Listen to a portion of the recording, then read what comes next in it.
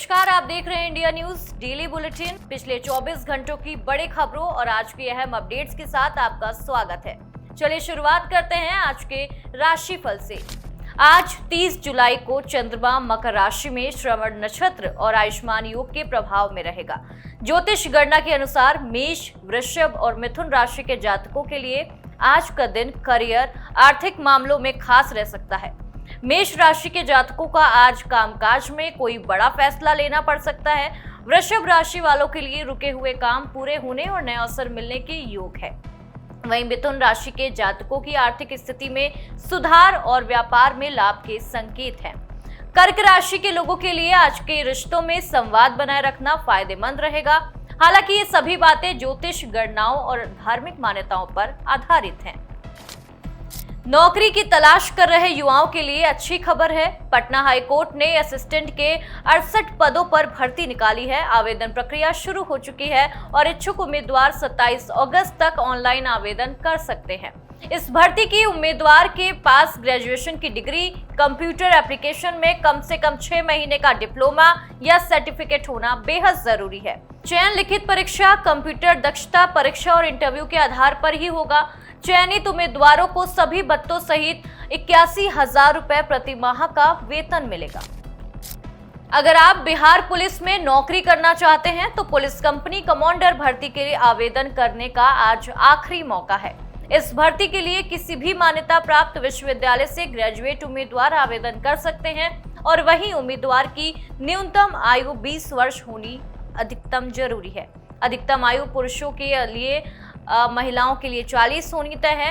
आरक्षित वर्ग के उम्मीदवारों को नियम अनुसार आयु में छूट मिलेगी और चयन प्रारंभिक लिखित परीक्षा, मुख्य परीक्षा और शारीरिक दक्षता परीक्षा के आधार पर होगा। चयनित अभ्यर्थियों को लेवल 6 के अनुसार वेतन मिलेगा। अगर आप पात्र हैं तो आज ही आधिकारिक वेबसाइट पर, जो हमने आपको इस वक्त टीवी स्क्रीन पर दिखा रखी है, उस पर जाकर आवेदन जरूर करें। उत्तर प्रदेश के 15 जिलों में आंगनवाड़ी वर्कर और 9 जिलों में आंगनवाड़ी सहायिका के पदों पर भर्ती चल रही है। इच्छुक महिला उम्मीदवार अपने जिले के अनुसार तय अंतिम तिथि तक ऑनलाइन आवेदन कर सकती हैं। आवेदन के लिए उम्मीदवार का संबंधित जिले का निवासी होना जरूरी है। साथ ही 12वीं पास होना भी अनिवार्य है।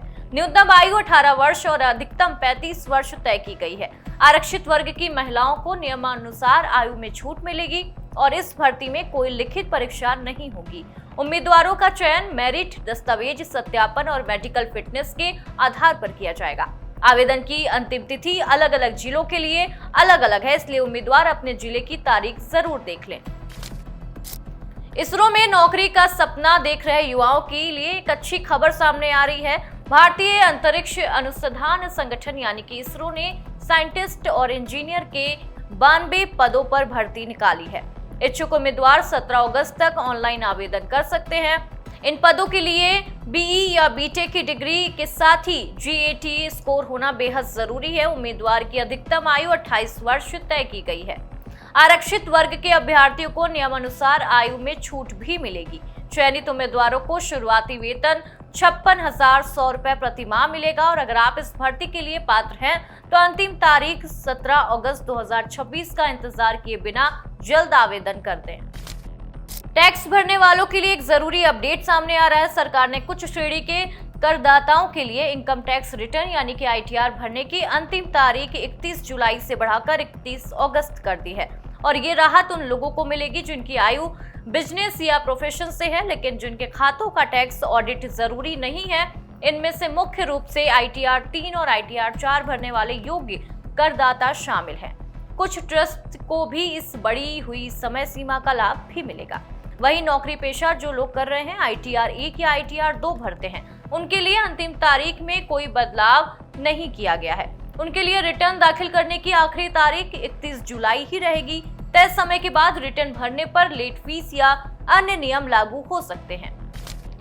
मध्य प्रदेश की लाडली बहन योजना से जुड़ी एक अहम अपडेट आ रही है। योजना की 38वीं किस्त जारी होने के बाद अब लाभार्थी महिलाओं को 39वीं किस्त का इंतजार है। पिछली किस्तों के पैटर्न को देखते हुए उम्मीद ये है कि अगली किस्त 10 अगस्त के आसपास जारी हो सकती है। हालांकि सरकार की ओर से अभी इसकी आधिकारिक घोषणा नहीं की गई है। अगर आप इस योजना की लाभार्थी हैं तो अपना बैंक खाता आधार से लिंक और डीबीटी एक्टिव जरूर करें। साथ ही समग्र पोर्टल पर ई-केवाईसी भी पूरी कर लें, ऐसा नहीं होने पर आपकी किस्त अटक सकती है। ईपीएफ खाता धारकों के लिए एक जरूरी अपडेट आ रहा है सामने। अगर आप यूपीआई के जरिए पीएफ का पैसा निकालने की नई सुविधा का इंतजार कर रहे हैं तो आपको अभी थोड़ा और इंतजार करना होगा। ईपीएफओ ने फिलहाल इस सुविधा की शुरुआत टाल दी है। दरअसल नए डिजिटल पोर्टल CITES 2.01 में तकनीकी जो दिक्कतें हो रही हैं उनका सामना आने के बाद ईपीएफओ ने पहले सिस्टम को पूरी तरह से स्थिर करने का फैसला किया है। अब इस सुविधा के अगस्त में शुरू होने की उम्मीद जताई जा रही है। हालांकि अभी तक इसकी आधिकारिक लॉन्च तारीख घोषित नहीं हुई है। फिलहाल पीएफ क्लेम की प्रक्रिया पहले की तरह जारी रहेगा।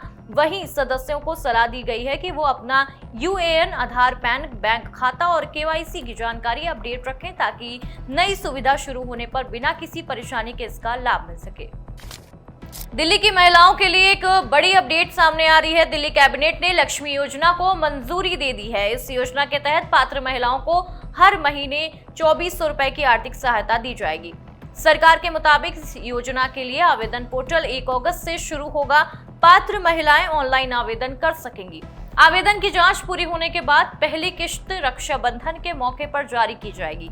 अगर आप इस योजना का लाभ लेना चाहती हैं तो आवेदन शुरू होने के बाद तय पात्रता और जरूरी दस्तावेजों के साथ समय पर आवेदन जरूर करें। अब बात शेयर बाजार की करते हैं। बुधवार को शेयर बाजार में शानदार तेजी देखने को मिली। बीएसई सेंसेक्स करीब 900 अंक चढ़कर बंद हुआ, जबकि एनएसआई निफ्टी 24,250 के स्तर के आसपास पहुंच गया। बाजार में इस तेजी की सबसे बड़ी वजह आईटी कंपनियों के शेयरों में जोरदार खरीदारी रही। इसके अलावा विदेशी निवेशकों की लगातार खरीदारी और वैश्विक संकेतों से भी निवेशकों का भरोसा मजबूत हुआ। अब बात सोने चांदी की ताजा भाव की करते हैं। बाजार में सोने की कीमतों में हल्की नरमी देखने को मिली है। 24 कैरेट सोना करीब 1,41,850 रुपए प्रति 10 ग्राम और 22 कैरेट सोना करीब 1,30,000 रुपए प्रति 10 ग्राम के आसपास कारोबार कर रहा है। वहीं चांदी की कीमत की बात करें तो 2,16,770 रुपए प्रति किलो के स्तर पर बनी हुई है।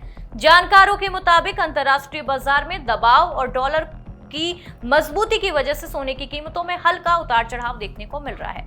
हालांकि अलग अलग शहरों में स्थानीय टैक्स और ज्वेलर्स के हिसाब से कीमतों में थोड़ा अंतर हो सकता है।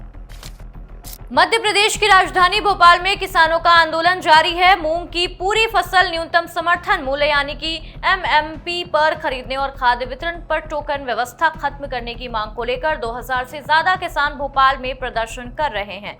किसानों ने साफ कहा कि जब तक उनकी मांगें पूरी नहीं होती तब तक वो आंदोलन अपना जारी रखेंगे। वहीं प्रदेश के कृषि मंत्री ईदल सिंह कशाना ने किसान प्रतिनिधियों से मुलाकात कर उनकी मांगों पर सकारात्मक कार्रवाई का भरोसा दिया। मंत्री ने कहा कि सरकार किसानों के हितों की रक्षा के लिए प्रतिबद्ध है। साथ ही उन्होंने केंद्रीय कृषि मंत्री शिवराज सिंह चौहान को पत्र लिखकर मूंग खरीद का लक्ष्य बढ़ाने का अनुरोध किया। दिल्ली के जंतर मंतर पर हुए छात्र प्रदर्शन से जुड़ी एक बड़ी खबर आ रही है। प्रधानमंत्री नरेंद्र मोदी के खिलाफ कथित तौर पर अभद्र भाषा के इस्तेमाल और उससे जुड़े वीडियो सोशल मीडिया पर साझा किए जाने के मामले में दिल्ली पुलिस ने एफआईआर दर्ज कर ली है। पुलिस के मुताबिक सोशल मीडिया पर वायरल वीडियोस और पोस्ट की जांच की जा रही है। साथ ही कुछ social media platform, news portal और संबंधित जो अकाउंट्स हैं उनको नोटिस भेजकर ये जानकारी मांगी गई है कि पुलिस ने कुछ वीडियोस हटाने का भी अनुरोध किया है। फिलहाल पूरे मामले की जांच जारी है और पुलिस आगे की कार्रवाई में जुटी हुई है। भारतीय वायुसेना की ताकत बढ़ाने की दिशा में बड़ी तैयारी चल रही है। मौजूदा सुखोई 30 MKI लड़ाकू विमानों को आधुनिक तकनीक से लैस कर सुपर सुखोई बनाने की योजना पर काम किया जा रहा है। इसके तहत जो विमान है वो नए रडार, आधुनिक इलेक्ट्रॉनिक सिस्टम और स्वदेशी तकनीक उसमें जोड़ी जाएगी।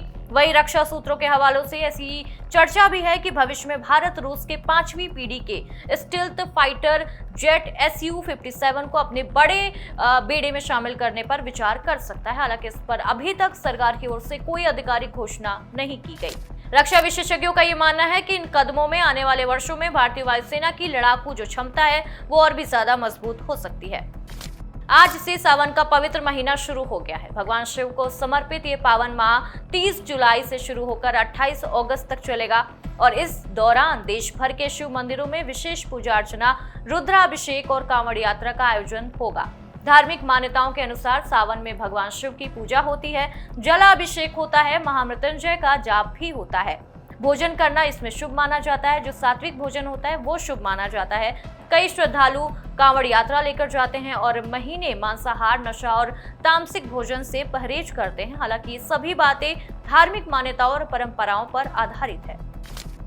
नेपाल जाने वालों के लिए अच्छी खबर है। नेपाल ने भारतीय 200 और 500 रुपए के नोटों को लेकर नियमों में बड़ी राहत दे दी है। अब भारतीय नेपाली नागरिक 9 नवंबर 2016 के बाद जारी 200 और 500 रुपए के नोट प्रति व्यक्ति 25,000 रुपए तक अपने साथ नेपाल ले जा सकते हैं। हालांकि नोटबंदी से पहले जारी पुराने 500 रुपए के नोट अब भी नेपाल में मान्य नहीं होंगे। इस फैसले से नेपाल जाने वाले पर्यटकों, सीमावर्ती इलाकों के लोगों और दोनों देशों के बीच व्यापार करने वाले कारोबारियों को बड़ी सुविधा मिलने की उम्मीद है।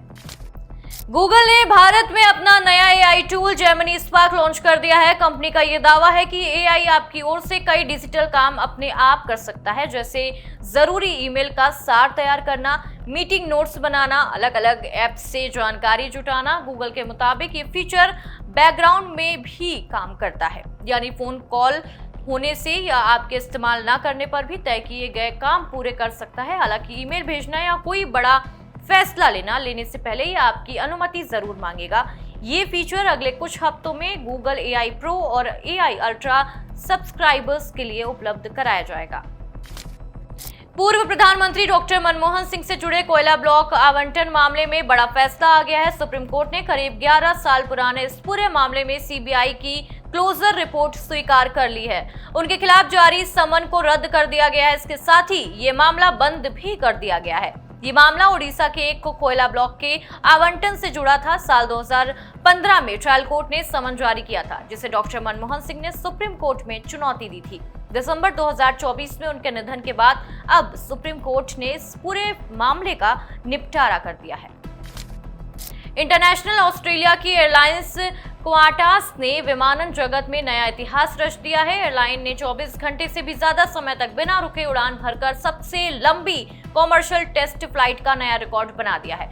ये उड़ान ऑस्ट्रेलिया के मेलबर्न से फ्रांस के टुलूज तक पूरी की गई है और ये टेस्ट फ्लाइट क्वांटस के प्रोजेक्ट सनराइज का हिस्सा मानी जा रही है। और आपको ये भी बता दें कि इस परियोजना का जो लक्ष्य है वो साल 2027 से ऑस्ट्रेलिया से लंदन और न्यूयॉर्क के लिए नॉन स्टॉप उड़ानें शुरू करना है। कंपनी का कहना है कि इस उपलब्धि से भविष्य में लंबी दूरी की अंतर्राष्ट्रीय हवाई यात्रा पहले से ज्यादा आसान और तेज हो जाएगी। अमेरिका से जुड़ी एक बड़ी खबर आ रही है। अमेरिकी सीनेट ने रूस पर नए प्रतिबंधों से जुड़ा एक बिल पास कर दिया है और इस बिल में रूस से तेल खरीदने वाले देशों पर 100% तक टैरिफ लगाने का प्रावधान है।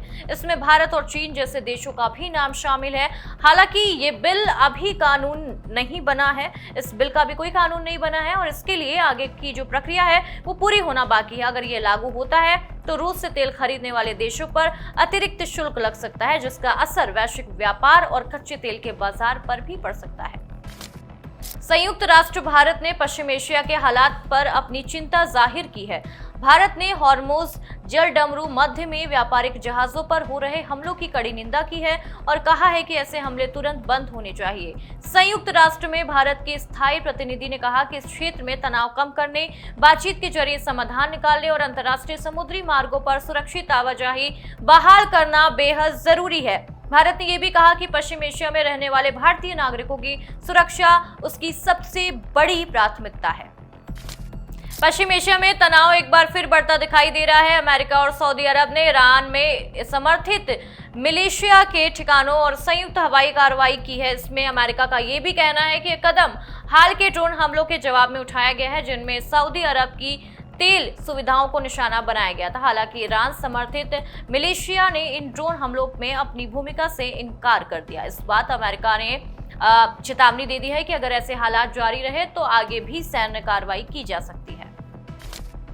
चीन में कोरोना के मामलों में एक बार फिर बढ़ोतरी दर्ज कर दी गई है। चीन के स्वास्थ्य अधिकारियों के मुताबिक जून महीने में करीब 69,000 नए कोविड-19 मामले सामने आए हैं। हालांकि ज्यादातर मरीजों में हल्के लक्षण पाए गए हैं और गंभीर मामलों की संख्या काफी कम दिखाई दे रही है। भारत में फिलहाल स्थिति सामान्य बनी हुई है। स्वास्थ्य मंत्रालय के अनुसार देश में सक्रिय मामलों की संख्या कम है और किसी बड़े खतरे के संकेत अभी तक नहीं मिले हैं। हालांकि जांच जारी है। जिस तरीके से लगातार कोरोना के केसेस सामने आ रहे हैं तो जो जांच है लगातार जारी है। चिली के अंटाकामा रेगिस्तान से पर्यावरण को लेकर चौंकाने वाली तस्वीर सामने आ रही है। यहाँ फेंके गए पुराने कपड़ों का इतना बड़ा ढेर जमा हो गया है कि वो कथित तौर पर अंतर्राष्ट्रीय से भी दिखाई देता है। रिपोर्ट्स के मुताबिक इस रेगिस्तान में अब तक करीब 60,000 टन पुराने और इस्तेमाल न होने वाले कपड़े जमा हो चुके हैं। बताया जा रहा है कि ये कपड़े दुनिया के कई देशों से सेकेंड हैंड कारोबार के जरिए चिली पहुंचते हैं। जो कपड़े बिक नहीं पाते उन्हें रेगिस्तान में फेंक दिया जाता है। खेल जगत से सबसे बड़ी खबर आ रही है। WWE का दूसरा सबसे बड़ा इवेंट समर स्लैम 2026 1 और 2 अगस्त को अमेरिका में आयोजित होने जा रहा है और इस बार कई बड़े मुकाबलों पर दुनिया भर के रेसलिंग प्रशंसकों की नजर रहने वाली है। और देखिए, सबसे चर्चित मुकाबलों में ब्रॉक लेसनर और ओबा फेमी का जो हेल इन ए सेल मैच है वो रहने वाला है। रोमान रेंस और सेथ रोसलिंग के बीच वर्ल्ड हैवी वेट चैंपियनशिप का मुकाबला होने वाला है। अब देखना होगा कि ये मुकाबला कितना दिलचस्प होता है। और इसके अलावा महिला वर्ग में भी कई बड़े मुकाबले होंगे जिसमें इस बार का समर स्लैम बेहद रोमांचक होने की उम्मीद जताई जा रही है। खेल जगत से एक और बड़ी खबर आ रही है। भारतीय बल्लेबाज शुभमन गिल आईसीसी का ताजा वनडे बल्लेबाजों की रैंकिंग में दुनिया के नंबर 1 बल्लेबाज बन चुके हैं। उन्होंने न्यूजीलैंड के डेरेल मिचेल को पीछे छोड़ते हुए ये स्थान हासिल किया है। हाल ही के महीनों में शानदार प्रदर्शन की बदौलत गिल लगातार रन बना रहे हैं और इसी का फायदा उन्होंने रैंकिंग में मिला है। वहीं विराट कोहली तीसरे और रोहित शर्मा चौथे स्थान पर हैं। टीम इंडिया भी वनडे और T20 दोनों फॉर्मेट में आईसीसी रैंकिंग में नंबर 1 टीम बनी हुई है। कॉमनवेल्थ गेम्स 2026 में भारत का शानदार प्रदर्शन जारी है। एथलीट गुलवीर सिंह ने पुरुषों की 10,000 मीटर दौड़ में रजत पदक जीतकर इतिहास रच दिया है और वो इस स्पर्धा में पदक जीतने वाले पहले भारतीय एथलीट बन चुके हैं। वही वॉलंटियर हरजिंदर कौर ने महिलाओं से 59 किलोग्राम वर्ग में रजत पदक अपने नाम किया है और ये कॉमनवेल्थ गेम्स में उनका लगातार दूसरा पदक है।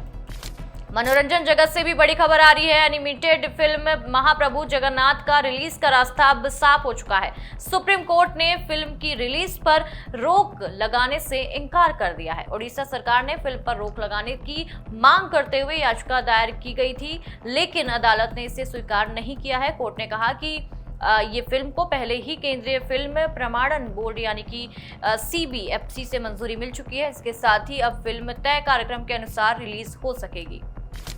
मनोरंजन जगत से एक और बड़ी खबर आ रही है। दुनिया के मशहूर के पॉप ग्रुप BTS ने ऐलान किया कि वो इस बार ग्रैमी अवार्ड्स 2027 के लिए अपने गाने नामांकित नहीं करेंगे। ग्रुप ने सोशल मीडिया पर जारी बयान में कहा कि संगीत को भाषा या क्षेत्र के आधार पर नहीं बल्कि उसकी गुणवत्ता के आधार पर सुना और सराहा जाना चाहिए। BTS के फैसले ने दुनिया भर के उनके जो प्रशंसक है उसके बीच चर्चा छेड़ दी है।